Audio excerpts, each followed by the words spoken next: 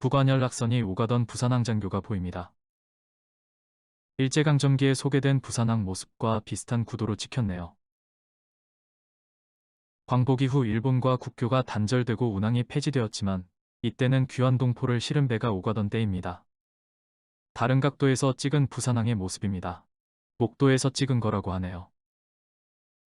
목도는 사하구 다대동에 속하는 섬이고 다대포에서 5km 정도 남쪽에 있습니다. 군정청에서 일한 웰본이 목도에 간 것은 일본군 포진지 때문으로 보입니다. 목도의 일본군 포진지에 남아있던 고사포입니다.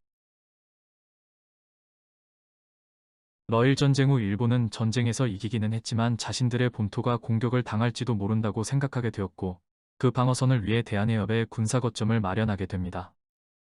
부산 인근의 해안가에는 그때 구축한 포진지들이 남아있지요. 거제의 지심도에도 포진지가 있고 부산에는 가덕도의 외양포, 오륙도 해안, 목도 같은 곳에 포진지가 있었습니다. 지금은 볼 수 없는 구포교입니다. 구포교는 낙동강에 처음 놓인 다리로 1932년 개통되었습니다. 부산과 서부 외곽을 이어주는 역할을 했지요. 1980년대에 교통량이 증가하자 바로 옆에 구포대교가 건설되었고 구포교는 보조적인 역할을 하다가 2008년 철거되었습니다. 사람들이 배로 강을 건너고 있고 배경에 집담한 것 같은 다리가 보입니다. 밀양 가는 낙동강다리라고 하는데 어디일까요? 부산에서 밀양 가는 길목이라면 삼당진이 떠오르긴 합니다만 배를 타고 강을 건너며 일행을 찍은 사진인데 배경으로 나루터 마을이 보입니다. 미군 정식이라 그럴까요? 철도 건널목 표지가 온통 영어로 돼 있습니다. 선로를 수리하는 것 같은데 장비가 곡괭이뿐이네요. 웰본이 부산에서 근무하던 1946년 4월에 이승만 박사의 부산 방문이 있었습니다. 해방 직후 우리나라는 좌우로 나뉘어 정치 혼란이 심했습니다. 모스크바 삼상회의 이후에는 신탁 통치에 대해 찬성과 반대로 나뉘어 더욱 크게 대립하게 되지요. 그러던 중 이승만은 1946년 4월부터 지방순회를 떠났습니다. 이승만은 충청, 영남, 호남 지방을 돌며 20차례 넘게 집회를 가졌고 많은 인파를 동원하며 지지 기반을 다져나갔습니다. 이때의 지방순회를 남선순행이라고 부르는데 남한만의 단독정부를 수립하자는 정업 발언도 이때 나온 것입니다.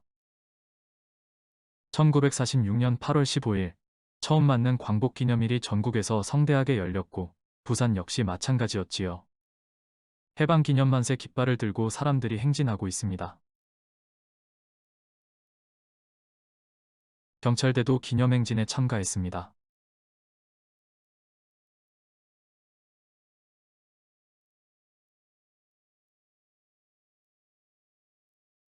경남도청 건물에 미국 독립기념일을 축하하는 프래카드가 붙어 있습니다. 경남도청은 진주에 있다가 1925년에 부산으로 옮겨왔습니다. 개항 이후 항구가 커지고 도청까지 이전해오면서 부산이 대도시로 성장하는 계기가 되었지요. 이 도청 건물은 전쟁 때 임시정부청사로 사용되기도 했습니다. 1983년 도청이 창원으로 이전한 후 부산검찰청사로 사용되다가 지금은 동아대학교 박물관으로 활용되고 있습니다. 도청과는 달리 방역위원회 건물은 일본식 건물의 특징이 그대로 보입니다. 전염병 방제 교육을 받은 사람들이 기념 촬영을 했는데 배경으로 보이는 표어가 비장해 보입니다. 지금도 남아있는 이 관측소는 1934년에 세운 겁니다. 1904년 부산 임시관측소로 기상 업무를 시작했고 1934년 복병산에 이 건물을 세워서 이전했습니다. 2002년 청사가 명륜동으로 이전한 뒤 이 건물에서는 기상 관측만 하고 있습니다. 대청동 명치옥 건물에 있던 부산 YMCA 모습입니다.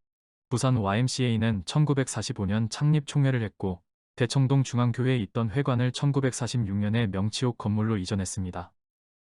명치옥은 대청동에 있던 잡화점입니다.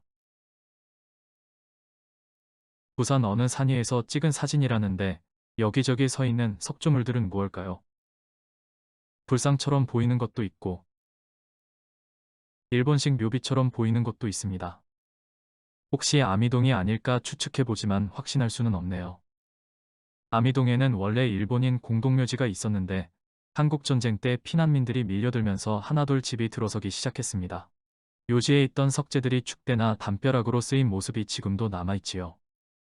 토성동은 일제강점기에 부민동에서 분리된 마을입니다.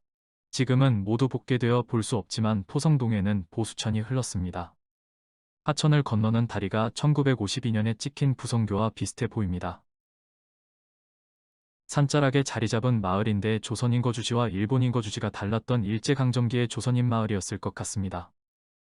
죽새공품을 만들어 파는 곳인지 대나무 바구니를 만든 솜씨가 꽤 좋아 보입니다.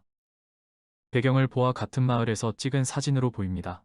우리나라에 처음 연탄이 등장한 것은 1920년대지만 본격적으로 사용되기 시작한 것은 광복 이후입니다. 이때만 해도 나무를 많이 뗐으니 연탄이 신시견류였을지도 모르겠네요. 새로 들어온 미국 영화를 상영한다는 포스터입니다. 영화 포스터인데 그림이 하나도 없고 지금과 많이 다른 한글 표기가 이채롭습니다. 포스터에 소개된 영화는 1939년 클라렌스 브라운 감독 작품인 더 레인지 케임입니다.